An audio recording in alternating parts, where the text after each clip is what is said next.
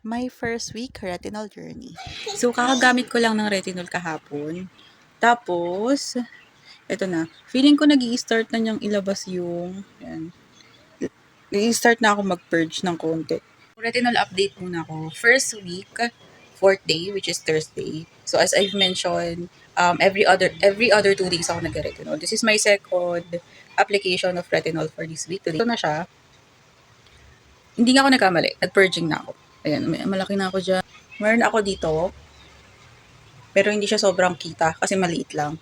Ang kitang-kita lang talaga is itong nasa noo ko. Itong nasa pisngi ko, merong konti. Ayan. Although inaasahan ko na to sa retinol, hindi na naman ako bago sa retinol. So, alam ko na yung magiging cause and effect niya sa mukha ko. Depende na lang talaga kung gaano ako ka-healthy for that week. Kasi syempre, kung kakain ako ng mamantika, ng mga chips, mas lalabas yung tigyawat ko kasi syempre unhealthy food yun. So, I'll update you for at least 2 weeks para makita yung effect ng retinol sa akin. First week, third application, Sunday. Nagtutone down na yung tigyawat ko. Hindi ako nagamit ng exfoliator for a while habang tinetest out kay retinol for the next 2 weeks. Pero in fairness, nabawasan yung blackheads ko. Tapos medyo nagbabrighten na yung mukha ko. So, ito yung retinol ko before from Vibrant Glamour. Retinol plus Proxylin Ampule Serum. This is 2 ml. So, ito yung ingredients niya, yung details niya sa likod. So, this has the big three of anti-aging, which is retinol, proxylin, plus copper peptide. Yung itsura niya, ganito siya. So, ampule type siya. O open mo lang to, twist mo tong taas para magamit mo siya. Siguro isa sa disadvantage nito is kailangan may proper storage kayo, nakatayo siya kasi matatapon siya kapag bara-bara lang. So, ito na yung retinol na binili ko sa Thai Beauty Shop. Advanced retinol na may 0.5%.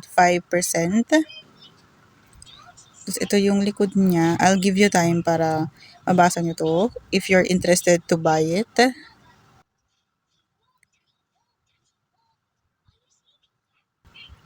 So, ito yung itsura niya pag inopen mo siya. Meron siyang silver na cover.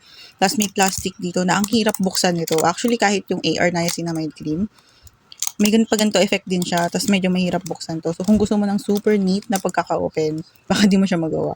Tapos, yung cream niya is typical white cream. Tapos, mabango to. Amoy floral na pabango. Basta amoy siya. Medyo amoy floral, ganyan. So, yung paggamit ko kasi ng retinol is every 2 days. So, for example, gagamit ako ngayon. Tapos, maghintay ako ng 2 araw bago ako gumamit ulit for the first week. Then, second week, every other day. Tapos, third week, yun na yung kaya ng skin ko i-everyday. Kumbaga, nakapag-adjust na by that time yung skin ko. So, actually, pag binili mo to, magkano ko ba ito nabili? Wala pang 200. I don't remember the amount, pero wala pang 200. 6 pieces nito yung mabibili mo. Pang matagalan na to, tumagal sa akin to 2 months bago ko naubusan ng stock. I'm just saving this one. Save ko lang yung last piece na to for promotional video. Kasi ganoon naman ako, yung mga nilalagyan ko ng yellow basket, yun yung mga subok ko na tried and tested ko na, matagal ko na talagang ginagamit. Kaya super honest ako dun sa mga videos ko.